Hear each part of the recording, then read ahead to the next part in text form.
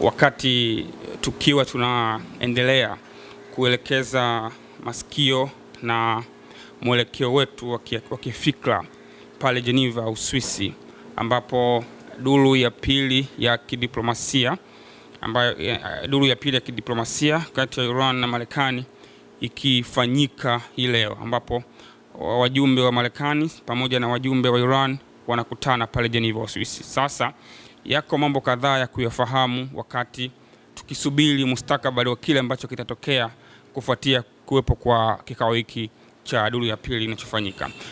Jambo la msingi la kuzingatia kwanza, duru hii ya pili inayofanyika pale Geneva, Uswisi bado itakuwa inasimamiwa na Oman na itafanyika katika ubalozi wa Oman, ama inafanyika wakati huu katika ubalozi wa Oman uliopo pale Uswisi. Na Uswisi ni miongoni mwa mataifa ambayo kwa namna fulani yanashabihiana kitabia na Oman. Ni mataifa ambayo hayafungamani na upande wowote, na hivyo imekuwa rahisi sana kwa mataifa haya kufanyia mazungumzo pale. Na kumbuka pia Uswisi ni miongoni mwa mataifa ambayo kinara kwa sasa yanaongoza katika kufanya mijadala ya kidiplomasia.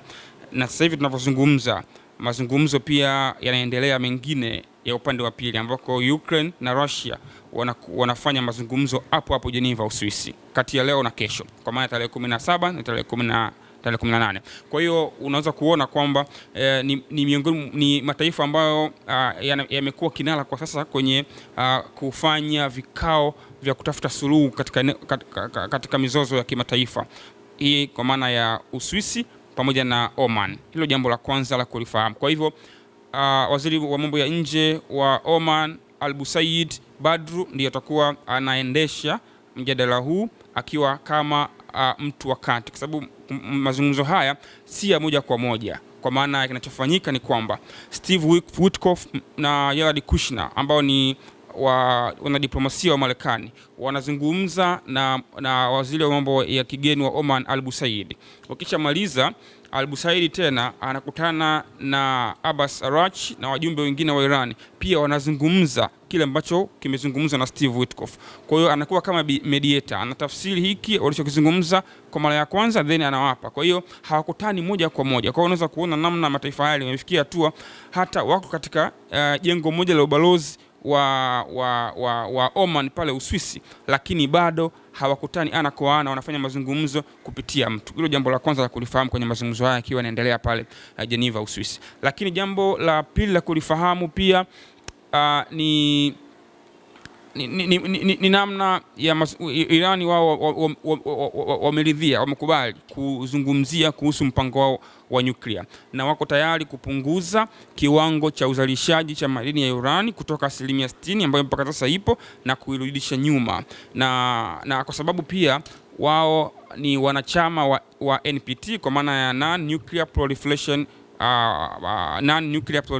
proliferation, lakini pia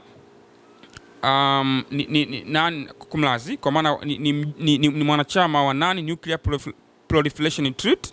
Lakini pia tayari Iran wamekwisha fanya kazi na ile agency ya tume ya nishati ya atomiki IAEA, kwa maana ya tume ya nishati ya atomiki duniani inayoongozwa na Rafael Grossi. Kwa hivyo maana yake wameridhia kwa pamoja kufanya upunguzaji wa uzalishaji wa madini ya uranium kwa kiwango ambacho kinakubalika. Hilo jambo la msingi pia la kulifahamu. Lakini wanaendelea kukataa kuzungumzia masuala ya makombora kwa maana ya long range ama intercontinental ballistic missile, pamoja na uungaji mkono wa makundi ya kikanda eneo la Mashariki ya Kati. Hayo pia mambo ambayo hataki kuyazungumzia kwenye mjadala wao. Sasa changamoto inakuja, Israel ambaye ndio anasimama upande kwenye mazungumzo haya, yeye anataka mazungumzo haya pia yajadili kuhusiana na intercontinental ballistic missile za Iran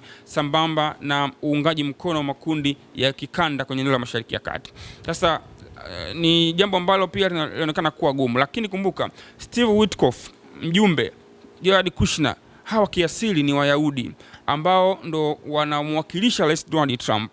Sasa swali linakuja, Wayahudi hawa watakubali kuwasaliti Wayahudi wenzao wa Israeli ambao wanawasubiri kuona mwelekeo wanaotaka Israeli unaendana, kwa sababu Iran wao wako tayari kupunguza urutubishaji wa nyuklia, lakini pia wanahitaji kuwe na maliziano ambayo pia yatasaidia kupunguza vikwazo kwa Marekani, na wako tayari pia hata kuingia mikataba na Marekani kwenye baadhi ya maeneo, hasa kwenye eneo la nishati, kwa maana gesi pamoja na mafuta yaliyopo Iran. Kwa hiyo kikubwa ni kuangalia Steve Witkoff, Jared Kushner kiasili ni Wayahudi, wataweza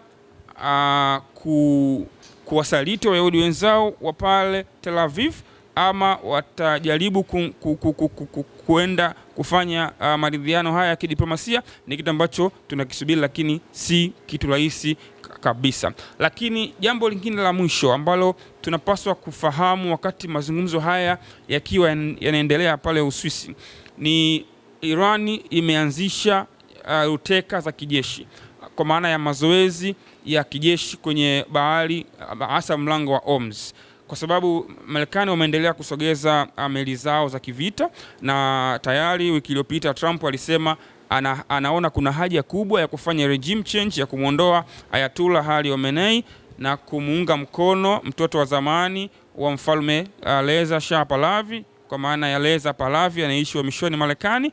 Kwa hivyo wako tayari kufanya hivyo, lakini maana Trump anaunga mkono juhudi za kuondoa utawala wa Ayatollah Ali Khamenei, lakini Ayatollah Khamenei amejibu hivi jana kwamba wao Iran wako vizuri na wana uwezo pia wa kuzamisha manowari za kijeshi ambazo Marekani ziko kwenye eneo lile la bahari, na ndio maana wanaendelea kufanya ruteka za kijeshi, kwa maana ya kufanya training za mafunzo na patrol za kijeshi kwenye mlango wa Hormuz, ambazo zitasaidia pia kuongeza hali ya kitisho. Kwa hiyo mazungumzo yanaendelea, lakini joto ni la kiwango kikubwa sana. Kwa tunasubiria kuendelea kuona nini kitaendelea kutokea mpaka pale tutakapofikia hatima ya mazungumzo haya kutamatika pale Geneva, Uswisi, duru ya pili. Nakushukuru sana. Ni mimi mwenyeji wako Salum Hamza. Karibu sana.